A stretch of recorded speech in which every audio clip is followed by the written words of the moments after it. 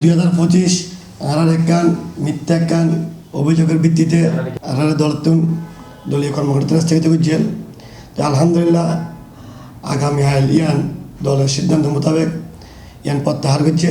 ইয়ান লেবলি প্রথমত আর দেশ নায়ক জনাব তারেক রহমান হাতে কৃতজ্ঞতা প্রকাশ করি। এরপর চট্টগ্রাম মহানগরের সিনিয়র নেতৃবৃন্দ ক্লাসে কৃতজ্ঞতা প্রকাশ করি। সর্বোপরি আর প্রিয় লিডার আন্দোলক বাদশাহ হাসে জানাই কৃতজ্ঞতা প্রকাশ করি। মহানগর বিএনপির অসংখ্য ধন্যবাদ যে তারা বুঝিত পাইছে মূল কাহিনী কি কাহিনী তারা যে আর ষড়যন্ত্র করছে।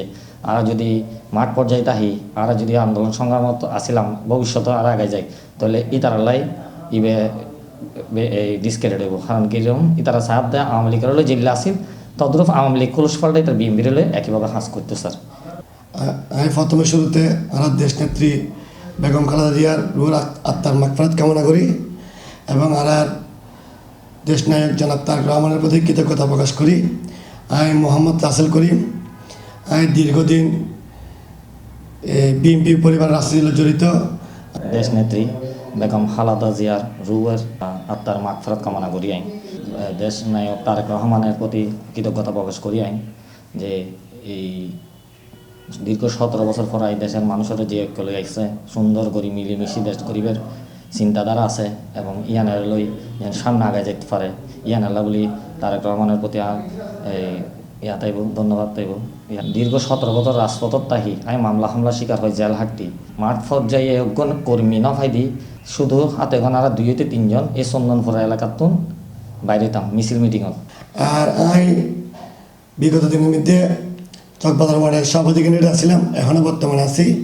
ইনশাল্লাহ দলে যদি আরে ভালো মনে করে এনা যথাযোগ্য যদি মনে করে এনে আশা করি। আর আশা যদি আরে ন করে ইনশাল্লাহ দলের সার্বক্ষণিকভাবে হাজ কাম করে দিই। এরপর 5 তারিখের পরে কিছু আইএন যেখানে আওয়ামী লীগের দীর্ঘ 17 বছর আদায়ত করে চলে আসছে হঠাৎ করে তারা এই আওয়ামী লীগের খোলস পাল্টাই বিএনপি বলি তারা দাবি করতো স্যার।